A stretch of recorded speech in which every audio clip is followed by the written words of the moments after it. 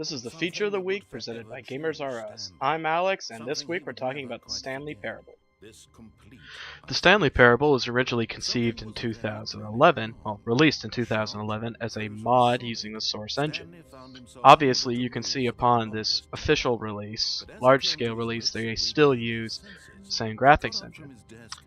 You start off as Stanley, a worker, mindless drone in an office, who finally one day wakes up, or maybe it's a realization, that there's no one in your office. It is completely and utterly empty, barren of all life, but yet not barren of all human activity.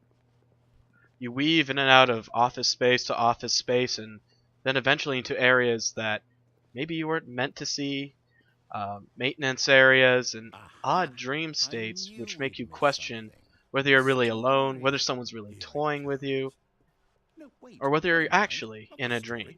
Okay, let's head back the other way. There are many memorable set pieces in this game, so I've been hesitant to throw a lot of diverse footage here, but here is I'm showing an example of kind of varied environments and kind of what this doesn't fit where we are. Why am I here? It makes you question, why you're playing, why you're in the game, why you're playing the game, and makes you think, well, wait, is the game life? This game offers up so many interpretations, it's almost up to the player what they want to get out of it. And it is this aspect in particular which makes this game unique. Now you may argue whether it is a game or not, whether it's an interactive experience, whether it's just really a giant philosophical question wrapped in pixels and 3D imagery, but it does definitely question what you imagine to be a game and what kind of stories come out of games.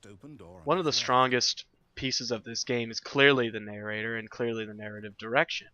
The just levels of choice and being able to do a whole bunch of different things just kind of throws you off. I mean, there are instances where I jump to places where in a traditional game I wouldn't think to do that because everything is so scripted, so confined. But here in the Stanley Parable, it's almost what way can you find to find a different kind of story arc, a different ending, a different fact to uncover. As you can see, there really isn't a whole lot to the Stanley Parable. In fact, this little segment here poking fun at itself, it's really a direct game. You don't have a lot of options to interact with the environment, but it's almost the ways that you can diversify your path, which really is the draw. The Stanley Parable is quite hilarious as well, as you can maybe see by this ridiculous line that I'm having to follow, or I'm electing to follow, rather. Just kind of seeing where it goes. The narrator and the environment itself actually adds to this funny factor. But believe it or not, they have pissed off some people with things they've talked about, images in the game that people may have construed as racist. But not trying to judge or condemn, we have to realize that the Stanley Parable is a game that focuses on philosophy, it seems, on its messages, and on different ideas being discussed, and that's an important idea that we have to push. We do understand that stepping on people's toes is inevitable when you're talking about issues that can cause potentially a lot of, at least verbal conflict. But that doesn't mean that we should not ban or prevent games or censor games that wish to talk about. We at Gamers R Us gave it 3.5 stars out of 5. Noting that while the ideas and all of that is discussed, and while you are having an extremely unique experience, there's really not a whole lot there. You're paying, we feel, quite a bit of a price for not so many hours of gameplay. What this seems to be more than anything else is an experience, and probably not so much a game. It's more memorable sequences and choices and things you thought out in your mind. Still missing the doors. But the question is, should you buy it? Well, if your wallet's getting a bit pinched, maybe not. Maybe wait for it to go on sale.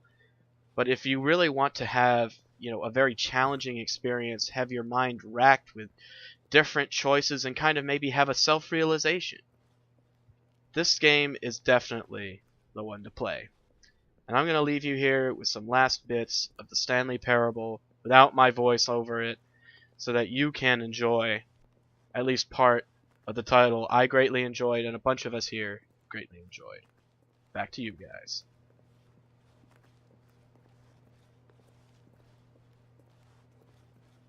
I'll say it. This is the worst adventure I've ever been on. I can promise you there definitely was a story here before. Do we need to restart the game again?